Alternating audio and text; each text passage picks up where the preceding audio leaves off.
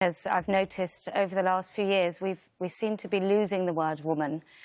So we might be called cervix havers or Never menstruators. Well, in cervical cancer campaign material, the word woman doesn't appear. Menstruators, chest feeders, pregnant people. And I just thought the essence of this debate and what we're losing is literally the word woman to mean adult human female. Julia Beck joins us now on set. Julia, thanks very much for coming on. Thanks for having me. So you said something that I think many people would in their hearts think is obvious, but very few people are willing to say out loud. You said it knowing you would likely be punished for saying it, but you said it anyway. Why did you do that? I believe in the truth. I believe that people should have these conversations and say things that matter without fear of punishment. You are old-fashioned. Why do you think, I couldn't agree with you more, and I'm grateful that you have that attitude, but why do you think it was important to say this specifically? Well, when we get down to it, women and girls all share a biological reality. We are all female. But if any male person can call himself a woman or legally identify as female, then predatory men will do so in order to gain access to women's single-sex spaces, and this puts every woman and girl at risk. That's from the beginning. I don't weigh in on this often because sexual politics is a morass, and it's not worth it, to be totally honest with you. But I have enough daughters that I care, and my instinct has always been this change in our society, which we never debated, the terms have never been clarified, is not going to be good for girls in the long run. Do you share that concern? I definitely do agree. Like I said, this puts every woman and girl at risk of male violence, and this is already happening in many states. In many states, men can legally identify themselves as female and gain access to women's single-sex spaces. And sports is just one institution where men are taking titles, scholarships, and this is a problem. So it seems like a real problem. Why wouldn't women's groups who exist to carry the banner for women raise the alarm about this? Women have been speaking out about this for decades, but we have been effectively silenced. Many women, like myself, have been pushed out of spaces that we built, spaces that are intended to include us, simply because we acknowledge biological reality. Do you think, I mean, you're lesbian, you were in the same acronym as a bunch of other groups, including people who are transgendered. Do you think that makes it more difficult for you to make this argument? I mean, it seems like this has been so politicized that you're expected to have a certain set of views that maybe you don't have. I see where you're coming from. I would like to make a distinction here. The letters in the acronym share not much. The L, G, and B are based on sexualities. They're based on sex, biological realities. Yes. But the T is based on gender identity, which is not based in biological reality. In fact, I would argue that it's opposed to biological reality. The LGB is very different from the T, and I don't think it's fair to lump us all into the same acronym. Do you find it astounding that it is considered an act of bravery to defend biology? I wouldn't say so myself, but I guess that's where we are right now, and I hope more women stand up. Last question, because I can't remember. What did they say to you? You were thrown off this commission. You were punished for saying this out loud. What was the rationale for it? Frankly, there was no case made.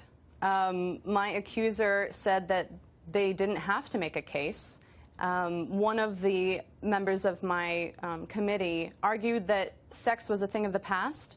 He said, frankly, science had progressed so far that sex was unimportant. I argued the opposite. Julia Beck, at a time like this, everyone thinks, so I would say what I really think, but most people are afraid to, and you're not. And I'm definitely standing in admiration of that. Thank you for that. Thank you for having me.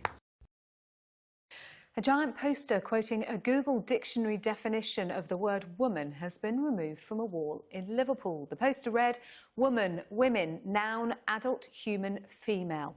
But according to one LGBTQ activist, it qualified as hate speech and was deemed dangerous for transgender women. I'm joined now from Newcastle by Dr. Adrian Harrop, who campaigned for the poster's removal. And in our central London studio, we can speak to Kelly J. Keane-Minshall, founder of the women's rights organisation standing for women who were behind the poster. Hello to you both. Dr. Adrian Harrop, to you first. What is so offensive about the dictionary definition of women? There is nothing inherently offensive with the dictionary definition of women. That really isn't what this was about at all. This is about what that particular poster, presented in that particular way, in that particular location, represents, and what the underlying meaning and the thinking that was driving putting up that poster. So what was the underlying meaning then? To anyone looking at it, was it any more than a dictionary definition? So that poster was put up by a campaign group that is led by Miss Keen Minshall, who has led and spearheaded a campaign against trans people, particularly against trans women, that's extended over several months now, mostly online, but also in a real-life environment, where she sought to demonise trans women and to highlight them as dangerous sexual predators. This poster that was put up is a symbol of that campaign. It is that campaign made flesh, as it were, and for transgender people who are living and working in Liverpool, it is a reminder to them that they are under such immense public scrutiny for every single aspect of their identity, their behaviour, their body shape, their appearance. And that campaign is led by this woman, Miss Keen Minshall, aka Posy Parker. And that's the reason why it should have been taken down. Let's get a response then from Kelly J. Keen Minshall. This was part of a targeted transphobic campaign by you and your organisation. Well, firstly, I'd like to remind Mr. Harrop that I'm married, so I'm Mrs. Keen Minshall. And secondly, the point of this campaign was simply to highlight the absurdity that in 2018, saying woman equals adult human female is an offensive thing to say. And Mr. Harrop delightfully has proven that point by having a tantrum and contacting every CEO or every executive on the board of PrimeSite until it got removed. But this wasn't a one-off, though. This wasn't just a poster that you put up with the definition of woman on it. And we should say you're wearing that definition on the T-shirt that you're wearing today, Kelly J, as well. What Mr. Harrop is saying, that this was part of a long-running campaign by you and your organisation, and as such, it was offensive. How is the definition of woman offensive? Adrian Harrop. What a ludicrous thing to say. Adrian Harrop, your response. It really isn't about the definition itself, though, is it, Posy? It's not about that. It's about the fact that you have specifically and explicitly... Mrs. Keen Minshall, Adrian Harrop. Mrs. Keen Minshall, I apologise, and it's Dr. Harrop, thank you.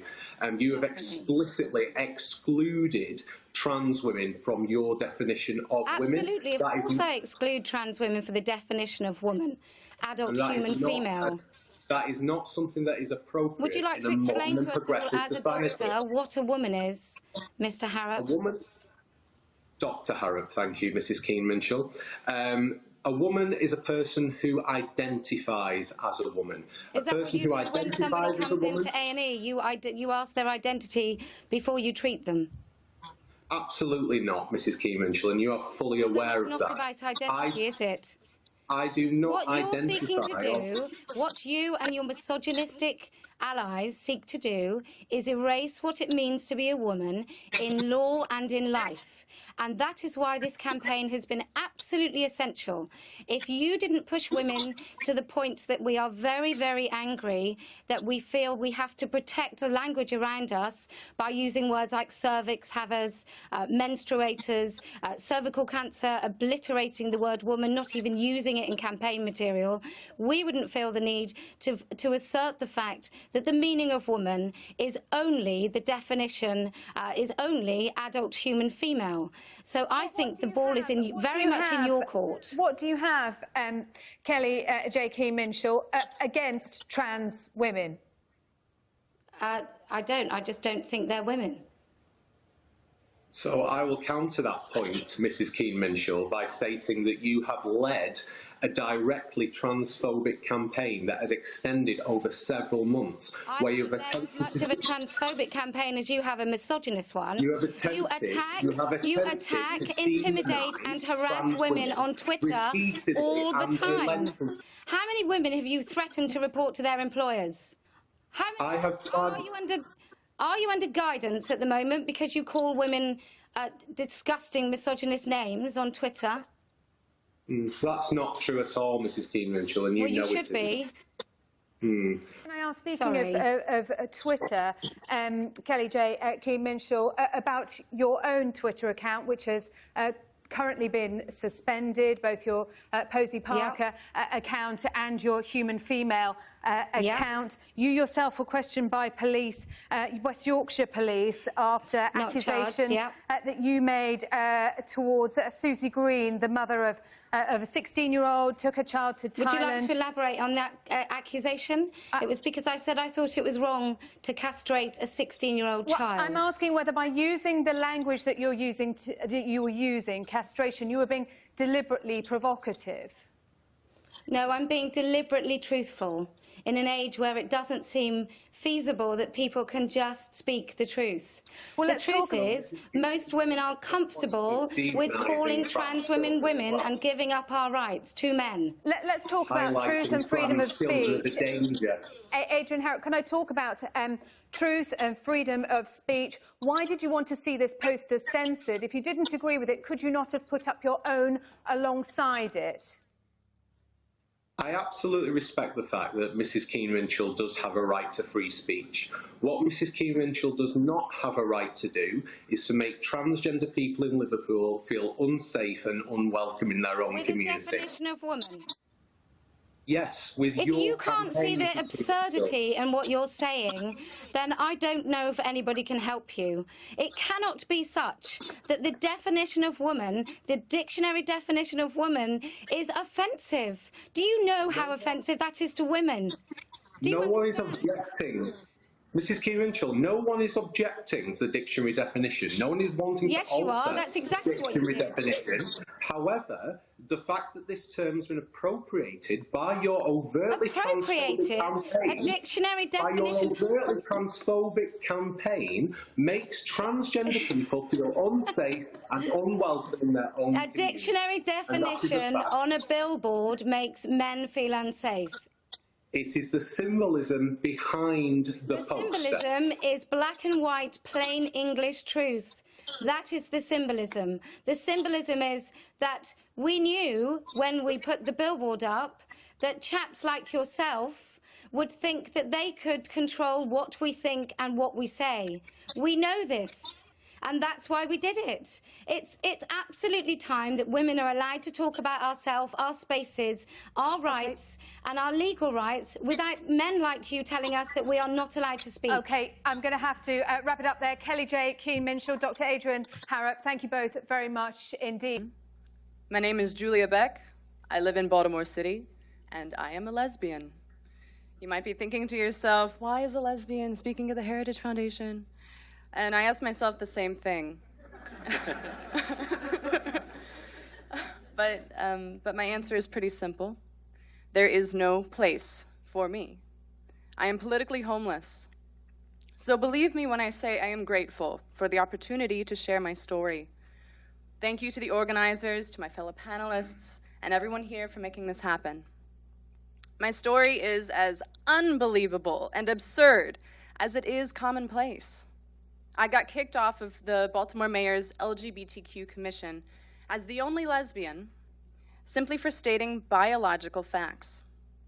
After a months-long witch hunt, I was found guilty of violence. My crime? Using male pronouns to talk about a convicted male rapist who identifies as transgender and prefers female pronouns. It doesn't matter that he sexually assaulted 2 women in a women's prison after being transferred there on account of his gender identity. Oh no, it is far more criminal for me to call a male rapist he than it is for him to rape. The man who led my inquisition also identifies as transgender. He is the president of the Baltimore Transgender Alliance and claims to be a lesbian. I find that almost funny, because everything he does makes life for women, girls, and lesbians worse. Last June, during Pride Week, his organization, the BTA, sponsored a public event where lesbians would be, quote, hung by their necks, end quote. He advocates for commercial sex work, of which he has no experience as a white trust fund baby. He also inhibits the work of on-the-ground women organizations for not using inclusive language. I joined the LGBTQ Commission to give lesbians a voice in our local government, to advise the mayor on our underrepresented issues. I was reviewing proposals, speaking at town halls, and sharing very detailed notes with everyone on my committee.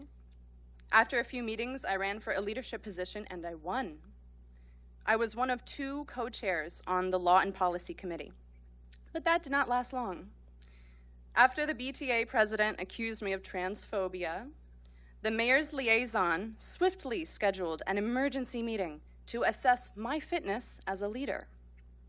The meeting went worse than you can imagine. I was not allowed to talk out of turn.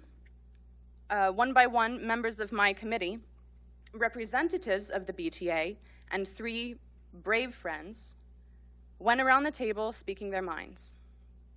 One gay man at the meeting said, "Biological sex was a thing of the past." I looked at him and asked, how can we be homosexual if sex is fake? I kid you not, that really happened. Another gay man disagreed with the dictionary definition of woman as adult human female. These men could not support their flimsy arguments. The next speaker, though, she broke my heart. She had just survived a hysterectomy, shaking and complaining of hot flashes. She said she was not and had never been a woman. Quote, "It doesn't make me any less of a man that I have a vulva. It's there and it's masculine and it's a male and it's a man," end quote. As she said this, my accuser snapped his fingers as if we were at a poetry reading. It was so fake and performative. He didn't care at all for what she had endured in the name of gender identity. He snapped because it made him look like an ally. Hours went by, but I insisted that sex might be actually important to our work, as it definitely is to my sexuality. But their decision was made long before that night, and I was voted out. The meeting made one thing crystal clear. Inclusivity means all voices are welcome except women's, except lesbians. It's unfortunate that so many people are truly confused about gender and sex, so I'd like to break it down right now. There are only 3 sexualities: homosexual, heterosexual, bisexual. All the hip new identities in the alphabet soup, like non-binary, gender fluid, pansexual, are not actually sexualities.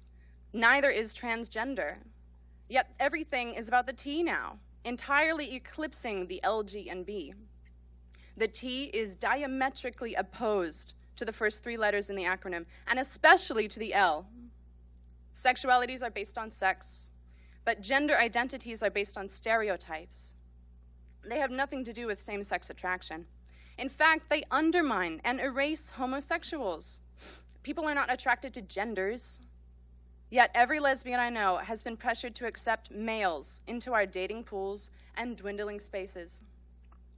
In order to validate their gender identity, men who call themselves trans women try to break the, quote, cotton ceiling, which refers to lesbians' underwear. The completely illogical statement that trans women are women is recited like a Big Brother mantra in every leftist space. No one really believes it, but saying so will jeopardize your career, your community, and your life. Sex and gender are not the same. People like to be polite and say gender instead of sex, and often use the terms interchangeably as if they were synonyms, but they mean different things, and we must not conflate them. Sex is a biological reality. It's not a dirty word. It refers to the two reproductive classes in our species.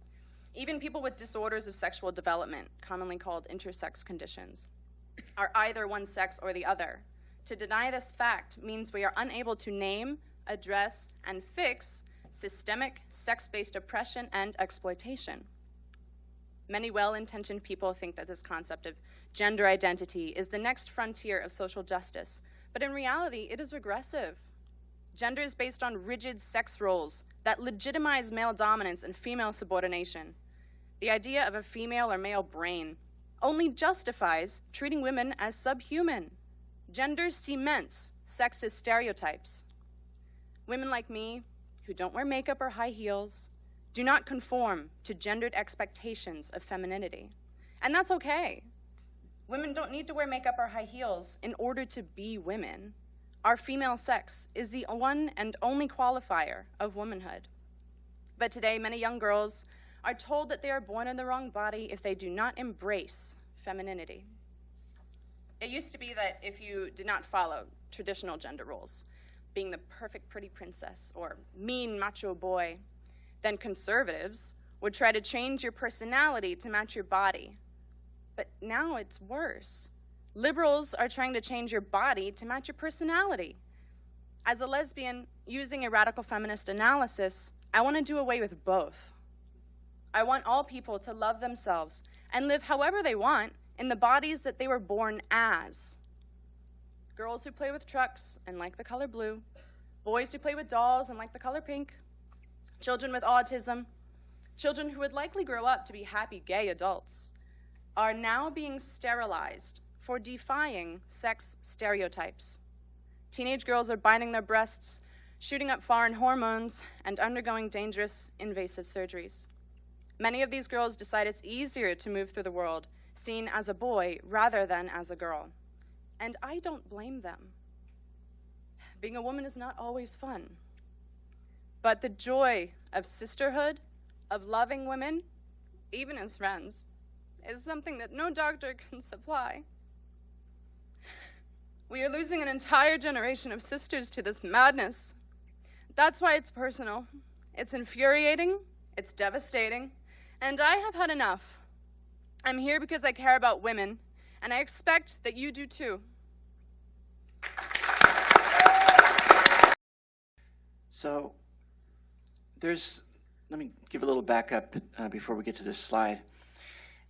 If you read the scientific articles about the origin or the sort of the basis of transgenderism, you'll see that there's a strong emphasis in that it's biological, it's something innate. There's some kind of gender identity that everybody has, and it's just that some people are born this way. They have a built-in, they're the opposite sex in their brains, like Bruce Jenner.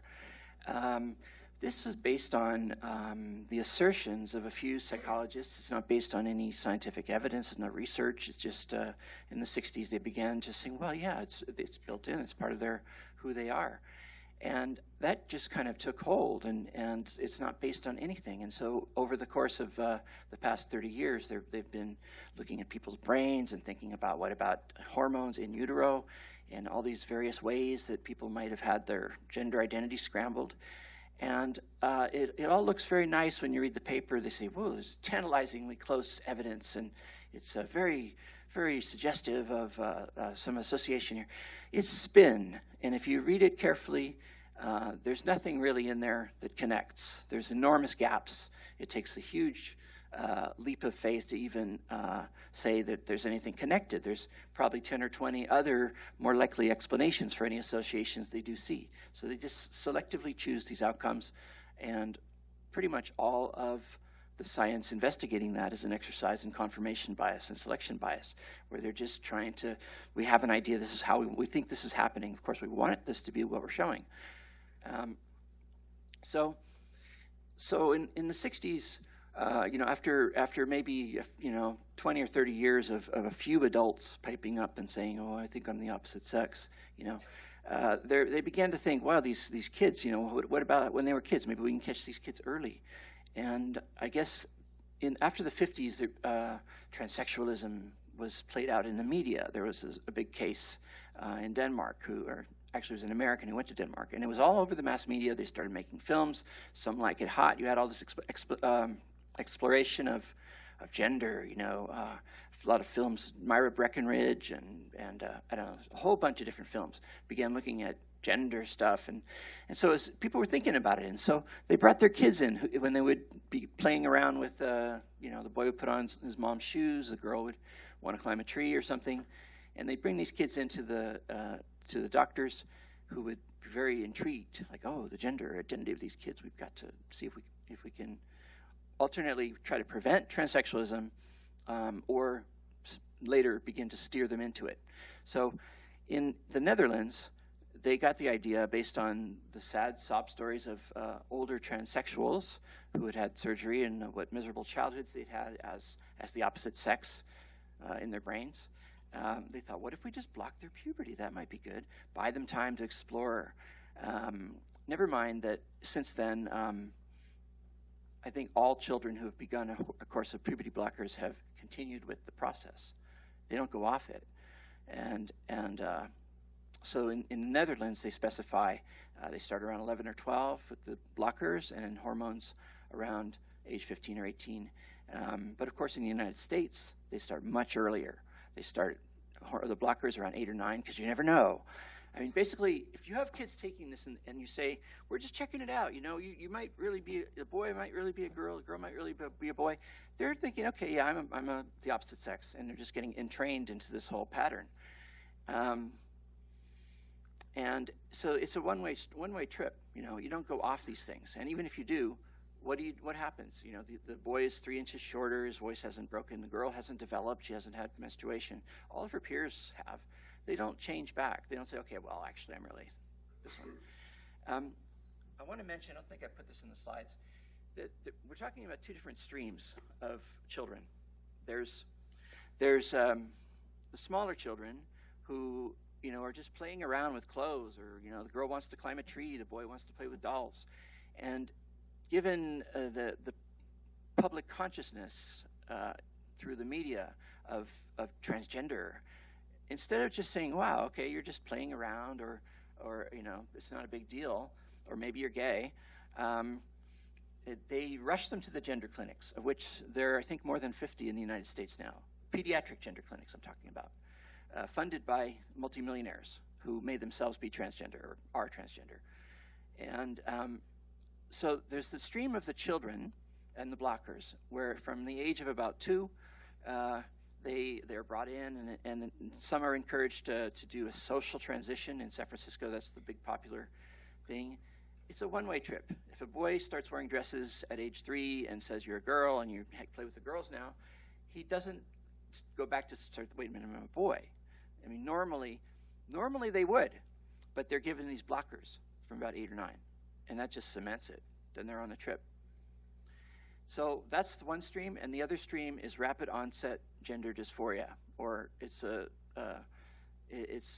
mass craze going on in the world right now, where teenagers and young adults, predominantly girls, young women, are just suddenly coming, as she described, just suddenly announcing, I think I'm trans. And so it's let's see if I got there. Oh, back on the blockers. Right. They just suddenly pipe up with this, and everybody is expected to go along with it. And because nobody wants to be a bigot, nobody wants to do the wrong thing accidentally, and, you know, nobody wants to misgender anybody. I mean, everybody's thinking about these things now, and these are just made-up constructs. And the gender identity it's like it's the new eating disorder. It's the new goth, or, you know, it's maybe a little more serious than that, because medical interventions are involved.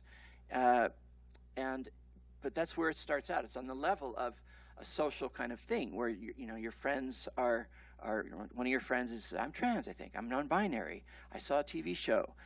Over and over you hear stories where they're saying, yeah, I saw this show and it really clicked with me that maybe I'm trans.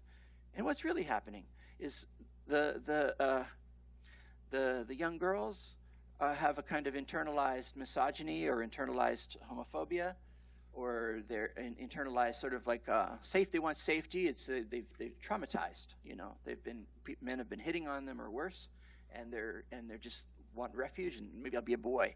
So there's a variety of reasons that girls get into it. The young boys might have the beginnings of autogynephilia, which is a paraphilia that is sort of encouraged in society through pornography and through just sexualization of everything. Of cross-dressing is in the public, in the media. So the boys have the beginnings of this kind of a fetish in a way, and it progresses, and it pretty soon they internalize it that, wow, maybe I have a feminine gender identity. Maybe I'm a girl inside, and it steamrolls from there. And in the old days, it might have just been sort of self-limiting, but now you can act on it before you're mature. So that's the two streams: the children who their parents kind of put them in there, and the old clinicians in the 60s used to check out the psychopathology of the parents, and often found that they would discern borderline symptoms in these parents. You know, you'd look at why are the parents bringing these kids in here? But not anymore. Now it's this wonderful, wonderful thing. Let me see what we have. Any slides? I think I'm just going to go extemporaneously. So with the blockers, it stops them from growing. It stops them from maturing physically, and it also, because puberty is more than just your genitals changing. It's your mind. It's a socialization. You have, you know, your peers, and if you're, you know, as I say, if you think you're the opposite sex and you're being on that train already for a few years, it's really very difficult to get off. And most don't. I think none do. And those that do disappear. Do they commit suicide? Nobody knows. That's never checked. That's the other thing about trans medicine, is if they ever look with their populations of people they've put through the process, a few years later check on them. If they ever find, you know, most of them, they usually miss about 30%, 30, 40, 50%. Lost to follow-up, no big deal. I mean, with HIV, if you had 30 to 40% lost to follow-up, it would be an emergency. It's considered, oh, they've moved on with their lives or something. You know, they don't want to participate in our study anymore. They're fine. You know, when you have that many lost to follow-up and that many suicides that they're reporting, you have to wonder, is there a connection? We don't know. So many of these young people, and really there's been thousands. We saw that chart from the UK with a couple thousand kids. Well, imagine that in every English-speaking country, and mostly it's English-speaking countries, I think. The United States is just extrapolate from that British figure. It's many thousands, 50 gender clinics, come on. So they are now able to get their surgeries at 15 in Oregon, and with the parents' consent, they're getting mastectomies at 13 years old in Los Angeles. There's a doctor called Dr. Joanna Olson Kennedy, who has a study. It's funded by the NIH, and she refers young girls to the surgeons as young as age 13 for radical mastectomy, and the world cheers. It's considered cutting edge and wonderful, and she's very proud of it. You can see her on her videos. It's really pretty disturbing. And the boys can have their genital surgeries from about 16, and there's some hint that it might even be 15. The doctors want to get them while they're still in high school. There's a paper even out where they've surveyed the doctors to see what they think. How young is too young is the title of the paper. They want to get the boys while they're still in school, because they'll probably still be living at home. The parents can help with the extensive aftercare that takes months, and it's extremely intensive, and lots can go wrong. Because when they're 18, they want to go out and party, they're at college or something, and more things go wrong. So can you imagine the doctors are thinking, how can we get to them before they're 18 and have these genital surgeries? So it's really, the barn doors are wide open. I mean, really, they're just going for broke. And society is sort of indoctrinated to now think this is human rights. And I don't want to say the wrong thing here. I mean, I can hardly imagine what doctors must be thinking. I mean, just general practitioners around the country who refer their patients to the gender clinics. That, I mean, these are people who are trained to be critical and to have differential diagnoses. I mean, you can't read everything. They can't keep up with the latest of this in the papers. Do they just say, well, I mean, I'm surprised to hear you have that this is true, that people can have an innate gender identity and actually be the opposite sex, and that it's fine to put them through these surgical changes. But I'll go along with it because I don't have time to read all the science or look at it critically. You know, but as I say, if you look at it critically, very critically, you can see right through the spin and just see they're talking about A, D, and B and C are missing. But somehow A is now connected to D. So anyway, I think you get the idea from what I'm saying. The science is complete junk. And people go along with it just because they don't know how to assess bias in a study and, you know, what's the value of this, evidentiary value of this, and how likely is it to be just complete crap? Well, it's really likely. And the sort of tendency in people to want to do the right thing, whether they're liberal or conservative, they want to do the right thing. They can't keep up with everything. It's pretty surprising, but you know, we've had a lot of societal changes. So, okay, everybody's transgender. You can be transgender, non-binary, whatever. This is all a bunch of nonsense, and we have to stop it. I mean, thousands and thousands and thousands of children now are going through this. When I was 9 years old, I was raped by one of my father's employees, which caused a lot of confusion in my mind. I would ask myself, why do men want to have sex with me? And when he told me he would kill me if I said anything, fear set in my mind. And so I really believed I couldn't tell anybody. And this went on for a period of 2 years. And then shortly after that, my parents had gone through a divorce. And then I eventually would move to Portland, Maine, I think the age of 17. But as a couple of years went by, I was in Daring Oaks Park, and I had met some men there, and they invited me to do some drinking with them. And I did, and they invited me back to their apartment, and I was raped by all four of them, repeatedly, one after the other. And I had met a couple transsexuals in this gay bar, and they would just say things like, you're so pretty, you know, you're too pretty to be a boy, you should start female hormones. And of course I would chew on those things that they spoke to me. And when I was real young, even under 9 years old, I forgot to mention that my mother used to speak over me. She'd always said, Jeffrey, you should have been born a girl instead of a boy. And when somebody says that to you, you know, you should have been born a girl and not a boy. I mean, you just live with rejection, you know what I mean? So when I'd be off playing, I always hear a voice saying, well, even your mother thinks you should have been born a girl. And the turmoil and torment in my mind got so bad that I just accepted it. I was so sick and tired of the turmoil in my mind, of hearing those voices, those lies in my mind. You're a girl. You should have been born a girl. I was so sick of it that I actually just came into agreement with it. I said, you're right, I am. So I got into booze, and I was introduced to prostitution and some drugs, cocaine, and started female hormones at the same time, all around the age of 18 and 19 years old. And it got so bad that I actually had a nervous breakdown in a nightclub one night and just started smashing my fist on a car. And then shortly after this,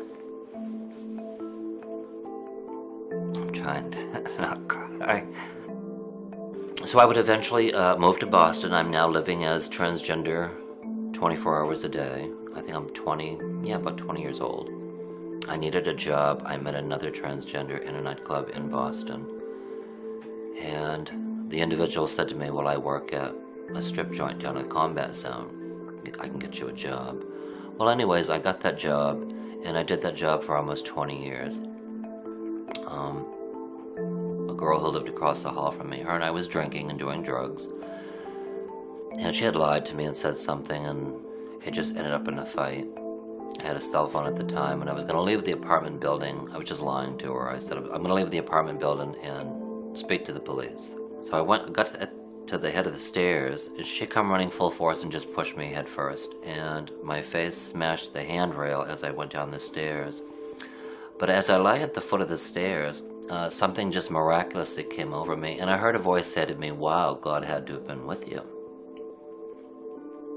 And I really chewed on what I had just heard. You know, I really pondered what I had just heard, and I said, wow, you're right. God had to have been with me.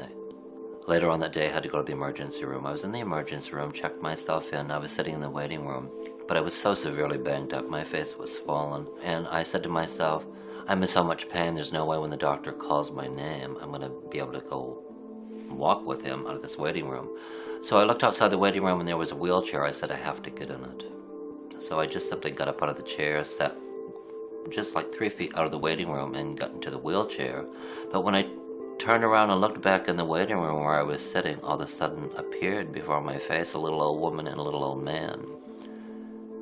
So as I'm sitting in the wheelchair, I'm thinking to myself, and I glanced down at my body, and I said, look at me.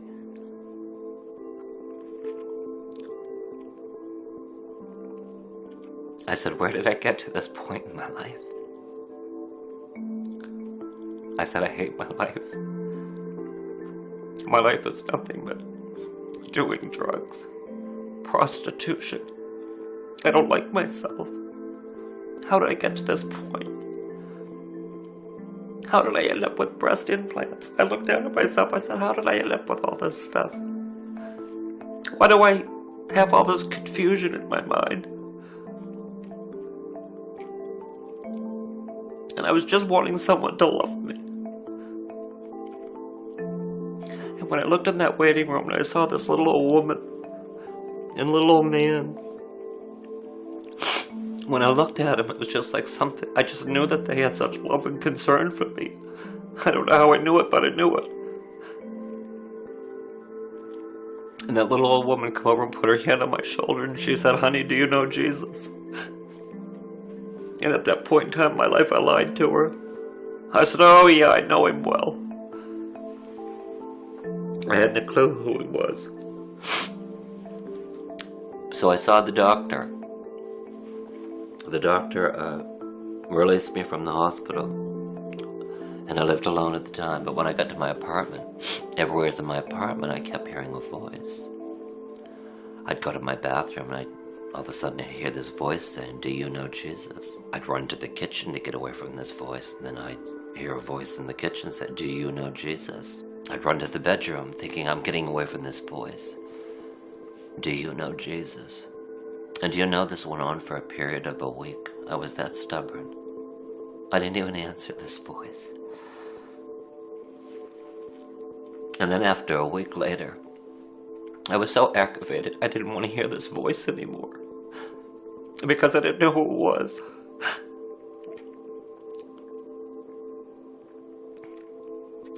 You see, every day I was used to just getting up. I had to be at a methadone clinic by 7:30 in the morning to drink my methadone.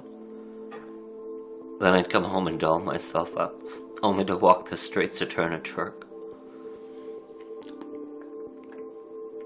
I wanted to get away from this voice because I couldn't do my daily routine because of this voice that I kept hearing. And then finally one day I just yelled at this voice and I didn't know it was God. I said, well, you're aggravating me. I said, I can't do anything because you keep asking me this question, do I know Jesus? So I said to this voice that I was hearing, I said, this is what I'll do. I'll turn the Christian TV on and I'll learn about this Jesus. As soon as I did that, he stopped asking me that question. So one day I was sitting in my bed. All of a sudden the hand of God just came upon my right shoulder and he pulled my whole life in front of my face. There were 41 pictures. It was like the film out of a camera. And then he said, this isn't you. This is what the devil has done to you. He showed me getting a nose job done, getting rid of my beard, having my Adam's apple shaved. And when he said that to me, because I went through my life talking to God, there were times I'd talk to God before I even knew God. But I used to cry and say, you know, why do I feel like a girl trapped in a man's body? It was a lifelong torture for 41 years. And one day I was really angry because I wanted to feel different within. I didn't want the desires to do drugs. I didn't want the homosexual lifestyle. I didn't want the transgender identity confusion in my mind. I was really angry because I heard on TV that this Jesus changes you from within and does this and does that. Well, my heart was crying out, I want that. So I angrily said to God one day, why don't I feel any different? I want to feel different. And he was so sweet, as he is. He didn't say a word, but the next day I was making my bed, and when I tucked in the sheet and I stood up, he said, behold, all old things have passed away. You're a new creation in me. And when he said that, I just knew all the old drugs, the lifestyle, the addictions, everything was gone instantly. And so it's been 14 years now that I've been delivered from that lifestyle. And the Lord just instilled in my heart a supernatural hunger to read the Word of God. And every time I get in that Bible, I'd hear God speak to me. And I was like, wow, this is so cool. It was just so amazing how he'd revealed things to me, especially show me how much he loves me. I couldn't fathom that. I remember there was a day I just said, you mean to tell me you, the God who created billions and billions of people, I couldn't believe that he would take time out of his day to talk to somebody who thought that they were so dirty and just so bad, from the prostitution and all that stuff that I had done all those years, because I thought I was too naughty, I was too bad. I thought he wanted nothing to do with me. And then, that couldn't have been any more other than the truth. He died on the cross for me. The aftermath, the regret, after you know the truth through Jesus Christ, that's the hard part. As far as my spirit is as perfect and as pure as he is. It's this aftermath to try to live with and deal with it. It's difficult. I don't wish it upon anybody. If I could go back as a little boy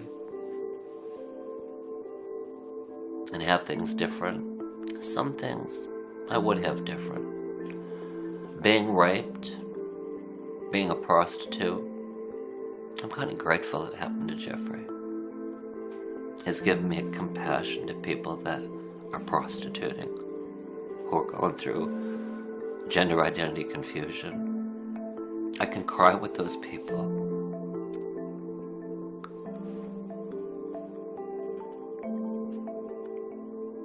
Those little boys and little girls that are being fondled by people. I have no one to talk to. I can do that. And truly have compassion in my heart. And if I could say to anybody, please get to know God. He loves you. He knew you before you were in your mother's womb. I'll never forget when I was reading the Bible and it said, he knew me before I was in my mother's womb. God said, I formed your inward parts. And one day he said to me, he said, Jeffrey, I'm so pleased with you. Oh, it just melted my heart to know how much he loves me and everybody else. And the sad thing is, a lot of people don't know how much he loves them. There's so many doctrines in this world that says, do what you want, do what feels good. It's so sad. And these little children,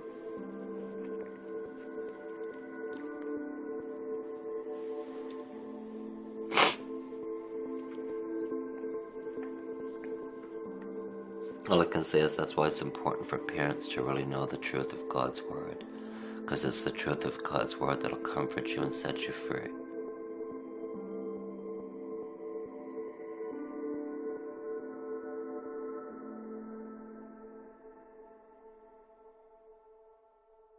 I was going to talk about women and power, the lessons of the 20th century, because I think there's a lot of triumphalist talk that masks the real historic situation. And apparently people have decided that because I don't think that post-operative transgender men, i.e. M2F, transgender people are women, I'm not to be allowed to talk. But surely if a man who feels that he actually would like gender reassignment to make him, her, feel more comfortable in her body, then that's what should be done. They should be allowed to do that. I'm not saying that people should not be allowed to go through that procedure. What I'm saying is it doesn't make them a woman. It happens to be an opinion. It's not a prohibition. Carry on, if that's what you think it is you want to do. I've been accused of inciting violence against transsexual people. That's absolute nonsense. But do you feel that the transgender community has too big a voice now? It seems to me you're saying that they're becoming what feminists were often called strident. Yes, but they very seldom were strident, alas. I think that a great many women don't think that post-operative or even non-post-operative transsexual M2F transsexual people look like, sound like, or behave like women. But they daren't say so. But just because they daren't say so doesn't mean that that person can't feel like that and feels more comfortable with themselves. Yeah, but so what? That's not my issue. I don't even talk about it. Not everybody does feel comfortable, by the way, post-operatively. There's been a couple of cases I found very interesting where the actual acceptor of the procedure has felt that it's been a disaster. But for those who do not feel it's been a disaster and feel more comfortable, then do you understand how they might feel that you have been hurtful towards them? People are hurtful to me all the time. Try being an old woman. I mean, for goodness sake. People get hurt all the time. I'm not about to walk on eggshells. So you believe in free speech, really, no matter what? Well, not quite no matter what. You don't have to say everything that's in your mind. You do use tact in the usual way. I would, for example, with someone who wished to be known as female, use female speech forms as a courtesy. Now, though, people who are intersex are feeling a little more confident about coming forward and a level of acceptance. But for example, a woman who outwardly has female genitalia but inside has testes and doesn't wish to have them, rather than accepting that she has them, she should be allowed, shouldn't she, and offered the chance to remove these inner testes. We remove undescended testicles from men because they're dangerous. I'm sure they wouldn't be allowed to just lurk because that would be, I think that would be a problem. I mean, physically a problem. But then it's also a problem if what you have to do after gender reassignment is use steroids every day of your life. That's not a happy outcome either. But it may be a happy outcome for them, and they may feel that you are, in a way, denigrating them for taking that road. Oh, don't even talk about them. They're not my issue. I haven't published anything about transgender for years. So how do you feel about the idea that Newnham College, your own college, is considering not giving you an honorary doctorate, apparently because of what you've said about the transgender community? There's been 2 votes at my college on the question of whether or not I should have an honorary degree, and I'm not going to get one. They've been turned down, which is thought by some people to be astonishing, but not by me. So someone like Caitlyn Jenner, for example, who has been who's been in the front of lots of magazines and apparently is, I think I'm right in saying, getting an award for being a kind of glamour woman of the year. What do you think about that? I think it's misogynist. I think misogyny plays a really big part in all of this. That a man who goes to these lengths will be a better woman than someone who was just born a woman. But are people, you would say, necessarily born a woman or born feeling female? And if he feels more female... It seems to me that that what was going on there is that she wanted the limelight that the other female members of the family were enjoying and has conquered it just like that. Will Young apparently has a new video out, I don't think you've seen it, in which a transgender person is going down the road and is abused. Reasonable position? Am I mistaken in thinking that this individual is naked and running down the street with just a hand over her genitals? You try running with your sagging breasts down the middle of the fucking street and see what people will throw a blanket over you and grab you and call the police. For fuck's sake, you try running with your sagging breasts down the middle of the fucking street and see what people will throw a blanket over you and grab you and call the police. For fuck's sake, for fuck's sake. It is simply not true that intersexual people suffer in a way that other people don't suffer. Would you ever consider saying something more ameliorating? No. I'm getting fed up with this, you know. I've had things thrown at me. I've been accused of things I have never done or said. People seem to have no concern about evidence or indeed even about libel. If a man has his gender reassigned and outwardly and he feels inwardly is a woman, in your view, can he be a woman or not? No. Do you understand how people feel that's insulting? I don't care. People get insulted all the time. Australians get insulted every day of the week. Finally, if your safety is guaranteed, will you go to Cardiff? I'm getting a bit old for all this. I'm 76. I don't want to go down there and be screamed at and have things thrown at me. Bugger it. It's not that interesting or rewarding. Jeremy Greer, thank you very much indeed.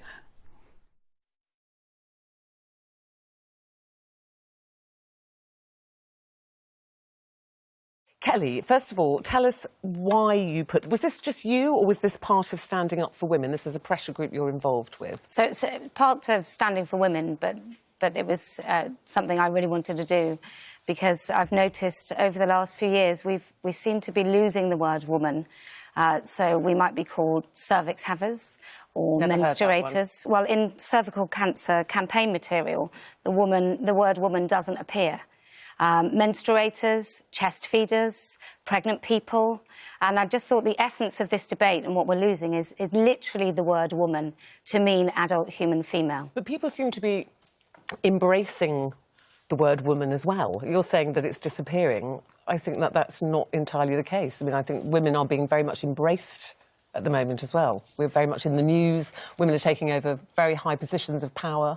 Do you not agree that females are being celebrated? Well, you say female and woman interchangeably, and I would agree with you, but that isn't what's happening in the public sphere. So we had Philip Bunce just winning a woman sort of entrepreneur award or business award, and he just wears a dress one day a week.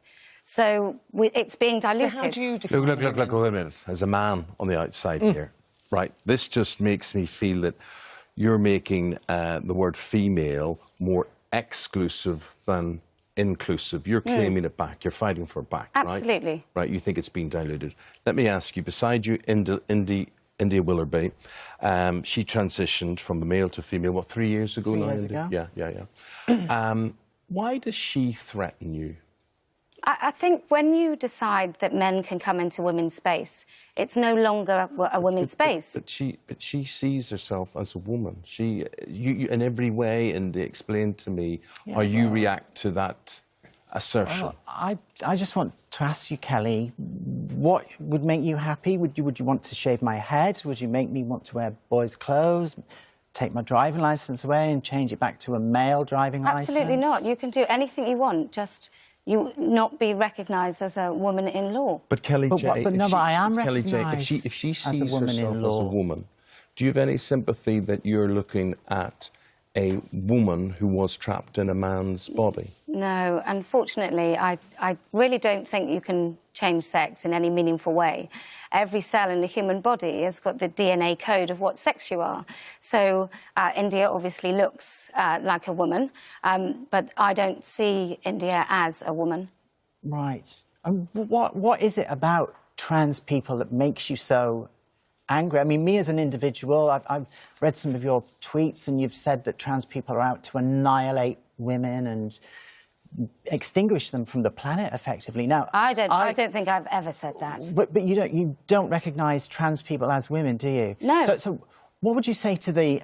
Literally, my mum is obviously a woman. She loves me to bits. My sister, you know, she just accepts me now as her sister. I've got literally hundreds of women friends. I just lead a normal life. So why is that troublesome for you? Why can't you do that still as a man? No, but why is it your business? Because it affects women in law and the way we live. It absolutely does. It doesn't affect anyone. Of course it does. How does it affect us? So, for example, if I was arrested today by a police officer who still had a penis but said he was a woman, he's allowed to intimately search me. Now, the reason he's allowed to intimately search me is because a transgender police officer who said he was a woman took the police to court to have that right because he said it was discriminatory but if for he him not to be able to. believes he's a woman, you're saying that doesn't make him a woman. That's saying I have to indulge in that belief also, and I don't. But when you're sitting with someone like India, who has from a very young age felt very wrong as a boy, has lived as a woman for many years. What does that mean? Had the full transgender reassignment surgery. I mean, there's a lot goes into this. That is not just done on a whim. Yeah. And you're now saying that she can't be a woman.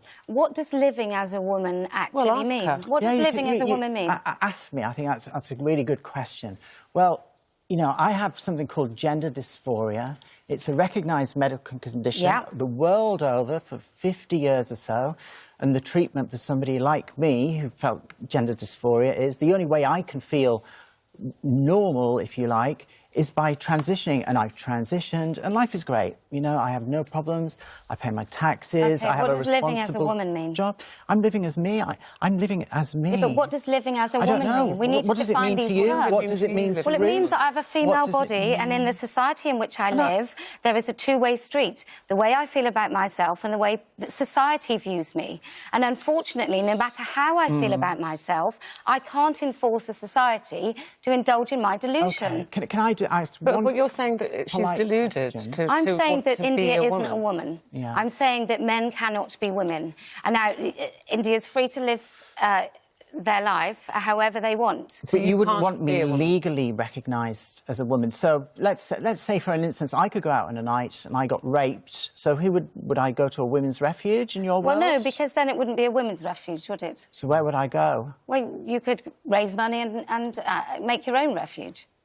But why are you trying to personal. We're talking about you are being very personal. Okay, but you're asking me to keep talking about India. Let's talk about the broad basis of women and men. But so India does represent a lot of people who have transitioned. She does. She speaks about it very openly. Well, Miranda Yardley does too, and he doesn't agree remotely with India. See, the trouble is, in this day and age, your poster was taken down, and one of the complaints the main complaint came from a Dr. Adrian Harrop, who is not trans but describes himself as an ally of the transgender community, and he complained to the billboard company that your poster would serve to make transgender women feel unsafe, and in fact it was a transphobic hate crime. Do you see yourself as, I mean, are you proud to be transphobic?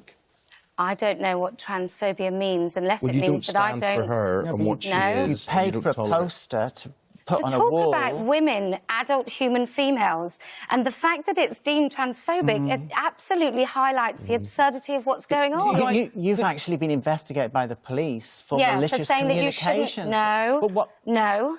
I was interviewed by West Yorkshire Police, of which I could make lots of comments about their behaviour, and they wanted to see, test the law as to whether or not it's unlawful to say that you shouldn't take a 16-year-old to Thailand and castrate them. But why is this your business? It's a personal family matter. There's going to be a It's not a personal family matter. Susie Green has carved a whole career out of this. Are we agreed there's just terrible confusion and there is a long way to go with all of this? No, I think I'm agreed that this is an absolute assault on women and womanhood, and we are losing... None of my women friends feel that. Well, that's your women friends. I don't think the nation So you don't respect her journey in any way? I mean, I don't see why that matters. I think it does. No, I don't think it matters. Well, to me, can I just say again as a man, right, I couldn't say the sort of things you're saying, and you have every right to say what you say as a woman. I have no difficulty with that. What I don't understand is why you don't empathise or understand that I don't think India does this for fun. No, it's horrible.